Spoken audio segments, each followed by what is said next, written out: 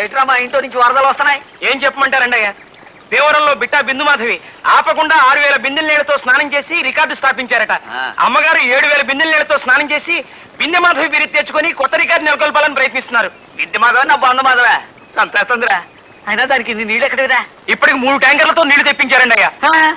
అట్లాగా అయితే నేను దాచుకున్న డబ్బంతా నీళ్ళల్లో కలిపేసింది అనమాట. అర్జెంటుగా మళ్ళా సంపాదించుకోవాలి. రే 111. Yes sir. నువ్వు ఆ ఏర్పాట్లు చూడు.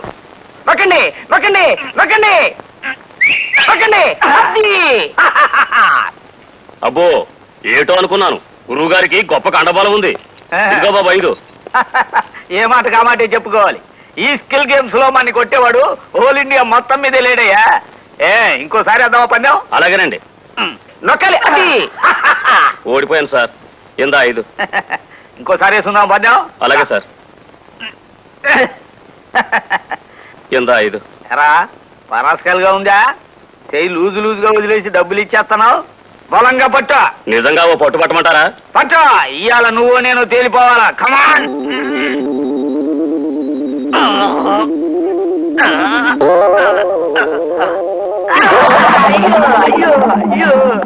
అరే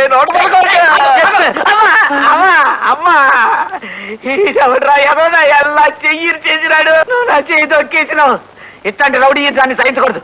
అని లాకంలో అదేంటి సార్, తమరు బలంగా పట్టమంటే పట్టాను సార్. బలం అంటే ఇది ఇట్లా మొద్దు చచ్చినాడా? ఏలాడుకోండి అంతలో లాభం లేదు.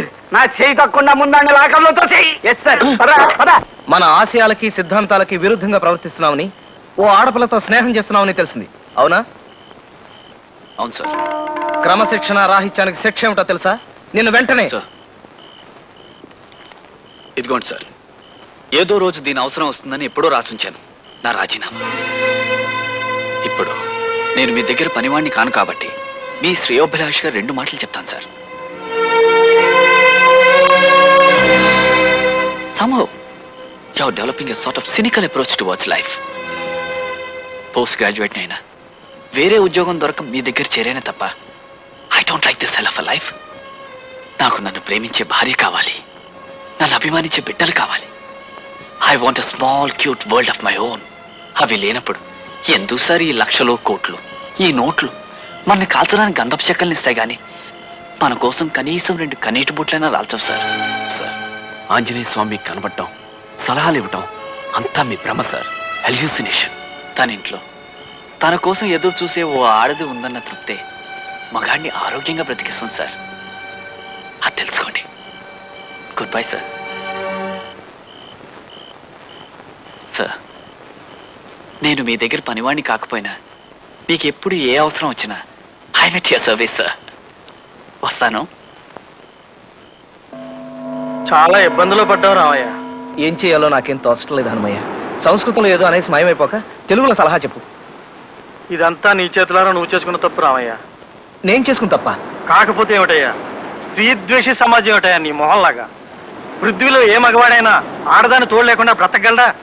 స్త్రీ అను, స్త్రీ. ఆడది అను, ఆడది. చూసావా, ఆడది స్త్రీ అనడానికి ఒక పెదవికి మరో పెదవి తోడు అవసరం లేదు. స్త్రీ, ఆడది.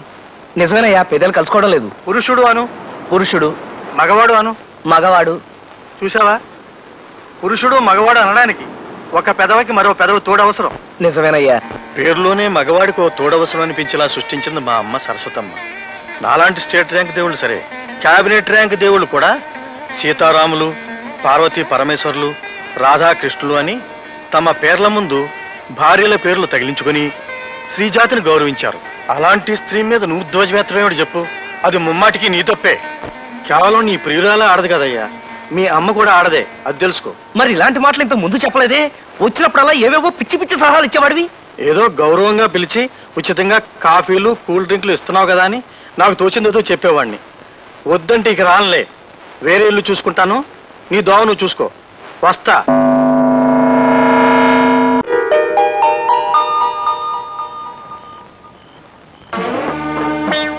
ఇంకా ఎంతసేపు మహాప్రభు ఈ మట్టి పట్టి? ఇంకొక గంట ఉంటే ఒంటికి మంచిదయ్యా. ఈ చెమ్మంతా ఎగిరిపోవాలా. ఈ చెమ్మ ఎగిరే లోపు మన కళ్ళు చెమ్మగిల్లుతాయేమో మహాప్రభు. ఇట్లా మనల్ని ఎవరు చూసినా ప్రమాదమే. జూ వాళ్ళు చూస్తే వాళ్ళ కోతులు తప్పించుకొచ్చారని పట్టుకెళ్ళిపోతారు. జనం ఎవరైనా చూస్తే ఇతర గ్రహాల నుంచి ఎవరో వచ్చారని రాళ్ళు కొడతారు. ఇంకా ఎంచక్కా కడిగేసుకుందామా మహాప్రభు? తిత్తి తీస్తా. ఇట్లాగే కాసేపు వింటాను.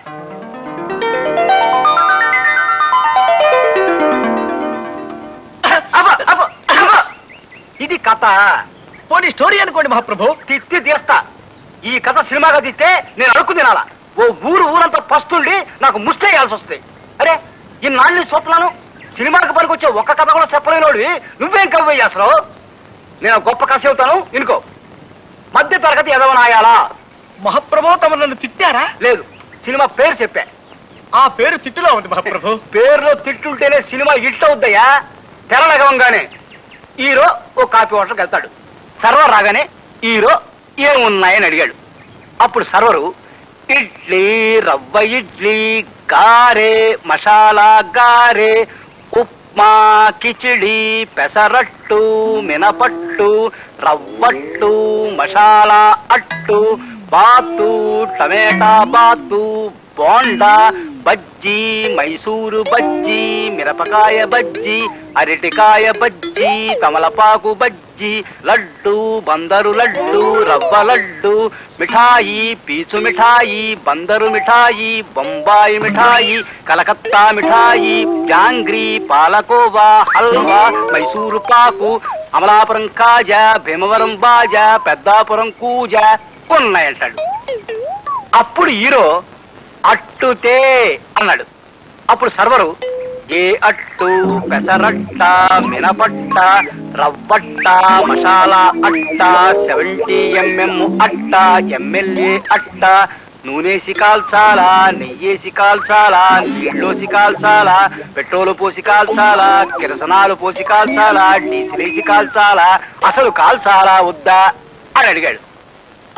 అప్పుడు హీరో పెసరట్టు నెయ్యేసి కాల్పించమన్నాడు. కాపీ కూడా తెమ్మన్నాడు.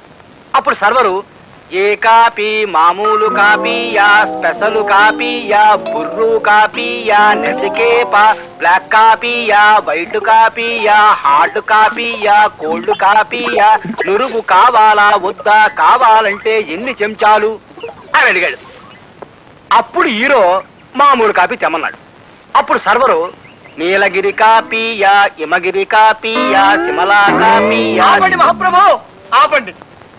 తమలో ఇంత ఊహాశక్తి ఉందని ఊహించలేకపోయాను. ఈ కథే సినిమా తీసుకోండి.